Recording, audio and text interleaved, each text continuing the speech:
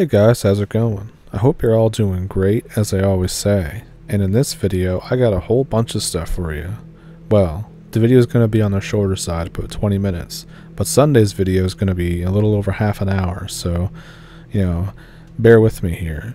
But in this video, I got some possible praying mantis aliens, a story about a possible alien thing in Mexico, the fairy lady from Newfoundland, a Goatman story, and a weird horse creature that kind of sounds like something from the depths of European folklore. So, if that sounds like your cup of tea, then definitely pull up a stump and let's jump into it. Thank you for watching. I only wish to tell this, and hopefully somebody can just imagine what happened and what I felt now that time has passed. On one occasion, my younger sister, my mother, and myself were out one night on the roof of the house. We were collecting clothes that had been washed by my mother earlier in the day. I was 9 or 10 years old, I think, and it was around 8 p.m. Again, the details are a little foggy and hard to remember. Suddenly, above us, we start hearing a strange noise, and there was a change in the general environment. I remember that the three of us all looked up at the same time. We saw something that looked like an oval shape, like a ship. It had a light that was spinning in the direction of clockwise, perhaps counterclockwise, and it had a noise like a vacuum cleaner running. In the center of its base, we could see that it had a light that was changing to different colors. I remember being scared, terrified, and I wanted to run to safety, but my mom then took my arm, and sensing something terrible was about to happen, she said, "Please do not move." After this, we hugged very tightly, and that's all I can remember. But I also didn't tell anyone anything about this. After that time, I went on with the idea that what we had experienced, was a dream. When I told my sister about this, we were already older, and I was very surprised that when I was halfway through telling her, she interrupted me. We stared surprised.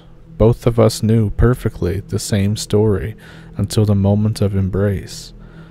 Until we both remembered the moment in detail, we just considered it a dream of our childhood. We were afraid to ask my mother. Maybe it would make us seem crazy, we thought.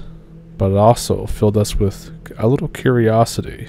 Some time after this, me and my sister were home and we were recalling the story together, just once again comparing details and what we felt. And then my mother came over and told us that she overheard what we said, and that she was also surprised, and said, "So, it wasn't a dream then, like I always thought." The three of us talked a little bit about it. My mother could also only remember until we hugged, and she figures that we were brainwashed to forget, or our memories were wiped. I still think about this a lot. Sometimes I go up to that open part of the roof of my house. I don't feel chills or anything, but I do remember the sound of the ship, or whatever object it was. All I can think of is that if it isn't true, then we all had the exact same dream at the same time, or maybe a shared hallucination. But if it was real, what the hell happened to us that day? There is this one story that me and my friends used to listen to older people tell us when we were little. So this old woman has a fruit garden. She lives by herself because her husband died a few years back. Her sons are in another city. She lives beside this mountain range. She starts calling the police because the, quote, aliens come down from the mountains and start eating her fruit. Multiple times. Every time the police arrives, there is nothing to be found. They think, oh well, she's crazy and senile, we'll just ignore her. One night, there's screaming and noises and everything from her backyard. The neighbors get weirded out. They go to her house, and they go around the house into her garden. There, they found the old lady standing, a big stick in her hand, literally trying to kill what was described to us as a weird combination between a praying mantis, the size of a big cat, and a rat. And this is the part that used to scare us. So after that, everyone gets the hell out of there. The old woman is taken by force. The police are called. Then again, nothing to be found. But this time, there are several witnesses. They spend the rest of the night in the front yard to see if they catch anything. And the old lady doesn't stop laughing and saying, "I told you, I told you." I have a really bizarre or creepy story that's been passed down in my family regarding a relative who went missing and died under mysterious circumstances a century ago. It briefly made the news when it happened, but as far as I can research, the news barely goes in depth about it beyond woman goes missing, turns up dead in her garden 4 years later. So instead, this story is passed down in the family. So the year is 1917, in Plate Cove, a very rural and undeveloped part of Newfoundland, Canada. My old relative goes missing for 4 years. She apparently was heavily superstitious. She believed in all sorts of cryptids, fairies, demons, and other things, was heavily into various European folklore. She's described as having all of these weird mannerisms, routines, and daily rituals to protect her and her family and pay respect to the fairies. Not only did she believe in them, she apparently claimed that she would encounter fairies in the forest. The family generally considered her to be a lunatic. Her disappearance was apparently a big deal at the time. There was a massive operation to find her. People from the town and neighboring communities were involved. Nobody found her, or a single trace. The search was called off. 4 years later, her body is found in her garden in pristine condition, like she had only been dead for a day. She was wearing her dress, which looked completely normal and not worn down. There were no injuries or sign of trauma on her body. She was resting on her back, with her arms gracefully crossed on her chest. Nobody knows what happened to her. The police just spitball a theory that she was either abducted or ran away, died, and returned to the house by a third party. The family insists that something paranormal happened to her, claiming that she was spirited away by fairies. Today, the family and locals in her town call her the Fairy Lady. So I've posted this story and told this story about 10 times throughout the years, but I'll tell it again. The story that I'm going to share is real and happened to me and some friends. We were about 22 to 23 years old, and we were hiking through the hills and woods outside of town with my cousin where we used to play as children. The pine forest gives way to a clearing in a hill, which has no trees around for hundreds of meters. The hill is approximately 300 to 350 meters away. On the top of it, we spot a creature that looks like a horse on its hind legs, with a black sheet over it, and a white head. We stop and look straight into it. Are you seeing what I'm seeing, or am I tripping? Oh yeah, I see it. Someone else asks, what is this? By looking at it, it would seem that it's about 4 meters tall and extremely out of place, moving weirdly, like kinda lumbering around. It's the middle of the day, winter, bright sun, no snow. It's as clear as it can get. We legit thought that it was a horse that walks in short paces in a circle on its hind legs. We decided to run for it to see what the hell it is, so we started sprinting toward the hill. The terrain is awful, jagged stones, uneven, muddy terrain, so we had to watch our step and couldn't keep it in our sights all the time. By the time that we reached the top, there's no sign of this creature. There's nothing but grass and stone around for hundreds of meters. We would have seen it if it started to run or whatever. There's just nothing. Nowhere. On top of the hill, however, where this thing was, there was a stone spiral of stones about 10 to 20 kilograms. Not large, but not small either. Not something that I imagine someone would carry up the hill for whatever reason. What do you think this might be? Oh, and for some more context, this hill, this place, has an almost mythic status for the past 30 years. When we were about 7 to 8 years old, our grandmother told us she saw angels flying in the sky above that place. It was weird dancing lights on a cold winter morning around 5 a.m. So naturally, as all kids do, me, my cousin, and the boys from the neighborhood went to investigate those lights.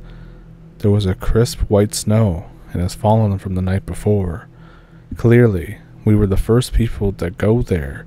There wasn't a single footstep all the way around the forest and around the hill. We went around, half-jokingly investigating, until we actually found some footprints that looked like a bracket and then an O and another bracket. Every 2 to 3 meters, there would be like one big one in the fresh snow. The footprints were 20 to 25 centimeters in diameter and 2 to 3 meters apart. We followed them around and across an abandoned stone quarry not very far from the hill in the previous story. They led to the big circle of burned grass and missing snow.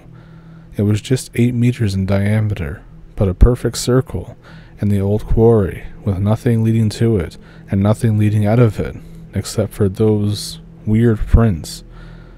The other end of those prints ended up being up on the hill, so I don't know what it was. So before I get into this story real quick, I just want to say I don't know if I've told this story before. It doesn't look familiar, but I can't say for sure because I tell so many, so bear with me here if it is. Anyways, make sure those stumps are still pulled up. So, I don't know how else to say this, but I think I saw a Goatman today. Some background info is that I live right by a bike trail that cuts into a dense forest that goes on and on for miles. The trail is actually laid upon old railroad tracks, and along the way there are still old pre-1900s buildings lost in the dense forest that still remain unexplored. When I was a kid, I was always too deathly afraid to go out into these woods for some reason. Well, what I encountered today definitely has rekindled that fear. This afternoon at about 1 p.m., I really felt like riding my bike. The weather is so nice now, and I love being alone out in the woods, away from everyone, so it was perfect. I pack up a notebook, a pen, I always have it on hand in case of inspiration, and a big bottle of water, and I head off into the woods. The opening is so tiny against the dense forest that you have to know exactly where it is and how to find it.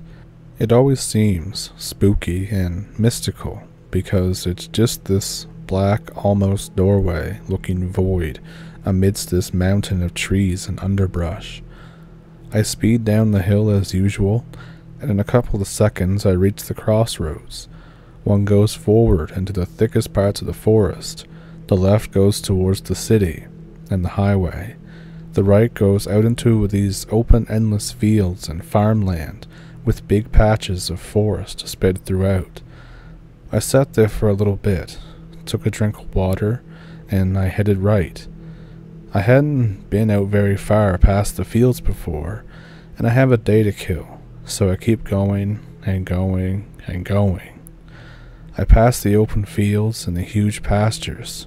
I passed a familiar broken down railroad checkpoint or whatever it was in the past.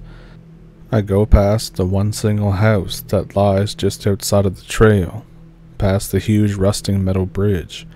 So I'm going and going and going, and eventually I see a beware sign nailed to a tree, and then another, and then a couple altogether nailed on an old busted phone line. And finally, there's a huge wooden barricade that says, "Stay out." The thing was already partially pushed out of the way, like someone had been in before me, and being the rebel that I am, I just had to see what was back there, something I soon came to regret. So I'm riding again, and the forest is far thicker than before, and on each side of the trail, about 4 inches out, it drops off, really steep, and I think, oh, that's deadly for sure. At this point, I'm a little bit uneasy, as it is completely silent, not one single sound.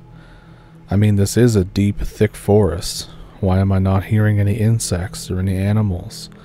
Immediately after this realization, I come upon an opening finally. Down below, it's now swampy and dark. The trees that were so deep are now far and few between, and they rise out of the deep dark pools of water. I'm creeped out at this point. It's really eerie out here. I'm totally alone, and I'm getting tired. I start crossing this very sketchy old wooden bridge, slowly, mind you, and then I hear this deep, low grumble, and I immediately pause. There's nothing but empty, eerie silence, not a sound, all around me. I then carefully start again, and I realize that it's probably just my tire, the thing's gone flat. I had no idea how I didn't realize this earlier at any point in my trip. I mean, it was totally and utterly flat. And then I hear this dreadful, blood-curdling scream tear through the silence. I'm teary-eyed and I have goosebumps as I just tell this. I am frozen and I have no idea what it was, no idea where it was coming from, and of all the times that my tire could have gone flat, it had to go flat right here. A stick breaks and I immediately whip my bike around and start pedaling my ass off.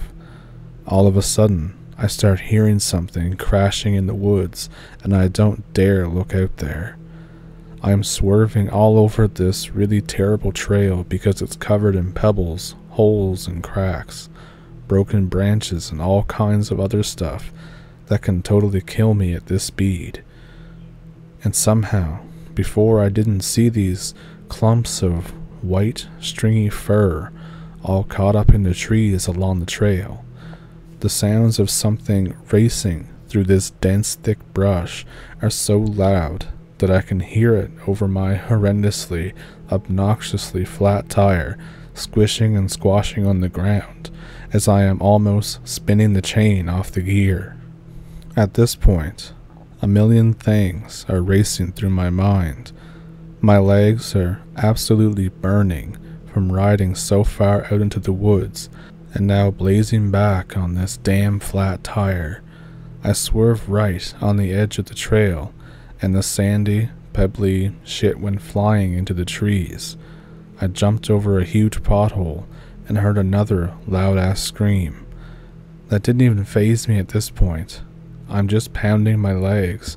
I'm breathing so hard my chest hurts, and I'm waiting for my tire to explode at any moment and to finally get eaten by whatever the hell is chasing me. I just missed the barricade, literally centimeters from crashing head first into the thing. And then finally, I see a light off in the distance. I'm close to getting back on the fields and back towards home. I'm filled with a new wind of energy, and I kick it into hyperdrive now. The sounds of crashing are now getting softer, slower, and then stop. I made it. I finally made it. I zoom right out into the sunlight, and I have never been happier in my life to feel sun in my eyes. At that moment, I just stop. The fatigue immediately hits, like a wave. I am dead tired, and I couldn't move another inch. I turn my head around to look back at whatever the hell was there, and in the darkness, I see two burning red eyes staring right at me. I felt my entire body go cold. And then, In a flash, they were gone. I rode my bike back as fast as I could, but I couldn't go very fast, and eventually I pretty much slowed down and crawled my way up the hill. I downed what little bit of water I had left, and even though it was hot, I wasn't sweating one drop. I was literally frozen from that stare. Did I see a Goatman? Tomorrow I want to get my gun license. I'm going to buy a shotgun, and I am never going out into those woods again. I'm even considering moving to a new city away from these wooded areas now. And if you want to know how tall it was, I was about 6'2", and it was much taller than me. So, what did you think of those stories? Let me know which one was your favorite one down in the comments. Do you have any of your own stories? I have an email address in the description below that you can send them to. I also have links to a PayPal and a Patreon if you want to support the channel that way. And with that, I hope you have a good week, and I will see you in the next one. Thank you for pulling up a stump, stopping by, and thank you for watching.